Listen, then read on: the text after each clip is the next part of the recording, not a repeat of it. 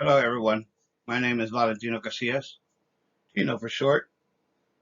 And this is my geography in my backyard project for Dr. Yeager.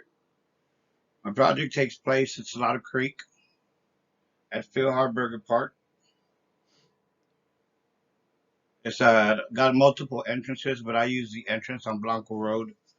The physical address is 13203 Blanco Road. And if you want to look for it on Google Maps, the coordinates 29.5612 degrees north and 98.5198 degrees west. The Salado Creek starts on the north side of San Antonio. It runs about 38 miles uh, to the San Antonio River, and it's part of the San Antonio watershed. The creek flows into the Guadalupe River, will eventually reach the Gulf of Mexico and dumps tons of sediment onto deltas in the Gulf. I'd been to the park before, uh, another geology class I had, and we had an assignment. We came out to the park. So right here at this location, little balloon shape is a lookout tower. When I came out here the first time by myself, I got up to about right here, and I turned back because I thought I was going to get lost. So I went back home, emailed my professor, and he sent me this map. So I realized I was about 100 feet away to where the barbed wire ran out, because all this right here is full of barbed wire, so you can't cross it till you get down here.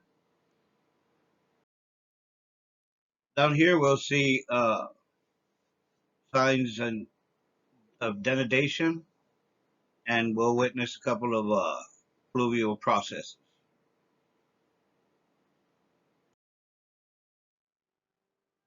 For denudation, first we have mass wasting. Mass wasting, you can see all these small pieces of limestone gnawed right here that at one time belonged up here, and with washing away of the limestone, the top part stays heavy. Eventually, it comes down. Either that or this limestone sits up here. It rain seeps through the gaps on top, percolates, pours water, tries to get to the bottom, so it seeps its way through, eating away at the acid. I mean the limestone.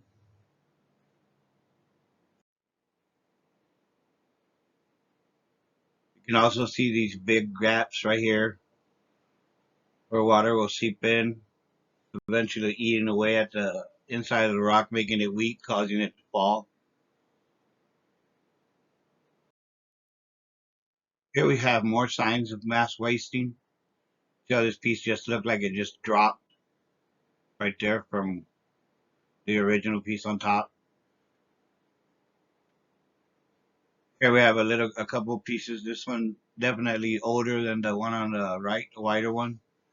So it got some mold and lichen growing on it. Another part of denudation is weathering, biotic weathering. This one's biotic weathering, biological weathering by plant. You can see the tree growing through that rock, splitting it in half. And up here, picture ain't that great, but these are rocks. This is all solid limestone with the trees growing through it. And you can see the moss growing on the trees. Eventually, all this rock will wear away. The trees will grow through it.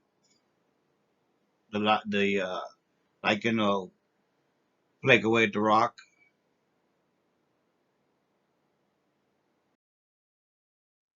We got biotic weathering by creature. Could be a little mouse. I noticed a bird up here on this higher area earlier. Uh, Flew in and out. I guess it might have a nest up there or something. And these holes right here, this limestone's weak that the mice can chip away at it, scratch at it, burrow in it. Third process of denudation is erosion, which is the most famous. Everything erodes. So these gaps, these joints, allow weather, rain to run through it. Here we have erosion on the base of this big rock where fluvial processes have removed some of the rock, probably sent it to the Gulf of Mexico by now. You notice all these small rocks and pebbles, grain size, they're really tiny. This is probably why the edge of this rock is all smooth. When the current runs through there, these little rocks act like a sandblaster and chip away at the edge of the rock. When it's wet, it's probably soft, real easy to break away. And here, this is the sediment that I was talking about that'll bang up on the wall over here, smoothing it out.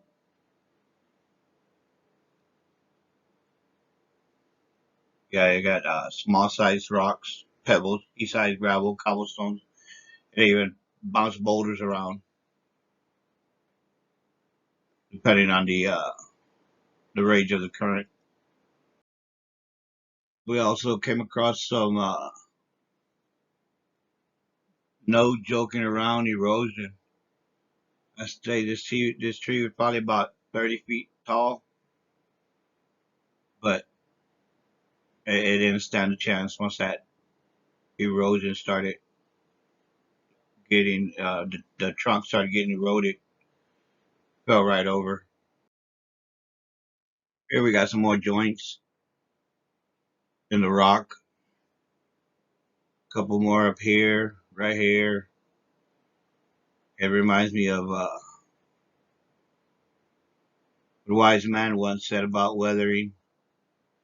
That weathering begets more weathering. So yeah, it makes sense. With these big old gaps, water run right down into them. This is a creek bed right now. You can see all this, all the sediment, fluvial sediment. You can see how smooth the rocks are.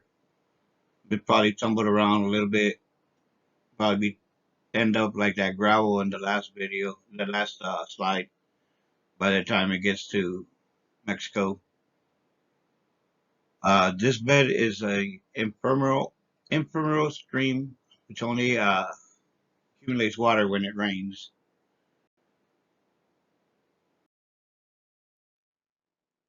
This is the bed stream, the creek bed up further from where I was at. I was over here, down here somewhere. If you to come up here and you notice that this is all limestone. No, no small gravel unless they're trapped like right here. These big, this boulders and cobblestone size trapped in this hole right here. But other than that, just these leaves all the way about to where these trees are. Nothing on it. So everything's been washed away and ends up down here somewhere till drops where it weakens. I guess this is all downhill, so there's nothing gonna stay up here.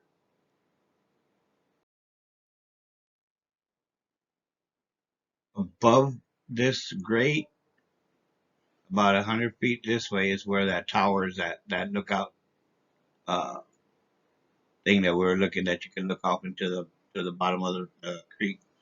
If you go down about 100 feet, that way you'll run into this cave, and you can see by this gap and this cave right here where signs of that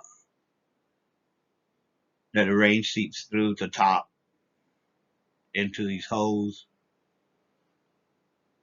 Here's the entrance to the cave. It is about 5 foot tall. This is the opening right here. Over here is a little more narrow, but pretty big opening. You go check it out. It's really interesting. Another fluvial process, the saltation and traction. So this small gravel is probably a perfect candidate for saltation.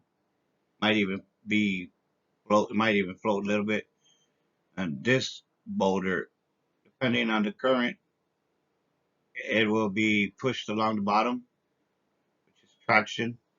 Or if the current is strong enough, with its shape, it will bounce around and roll around at the bottom of the creek once it's flowing at its strength.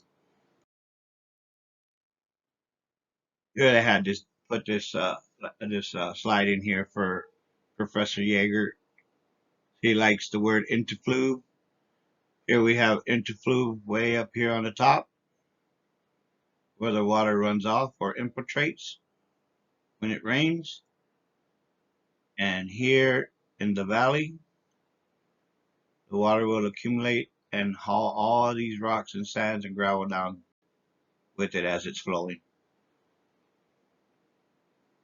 Interfluve valley, high, low. Here's a picture of future mass wasting. All this white part is new rock that's been washed away, probably from the water that runs up here. Bang it all up, break it down, wash it down further. Eventually this will break, will come down, gravity will do its job and pull it down, and you'll have mass wasting. Here we got a couple of pieces of alluvium. We have some smooth rock. This rock's not all that smooth. It's kind of smooth, kind of jagged, but it's got smooth edges. Not smooth like these, but eventually it will look like this one day.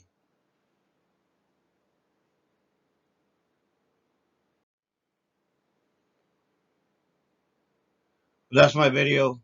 Uh, Dr.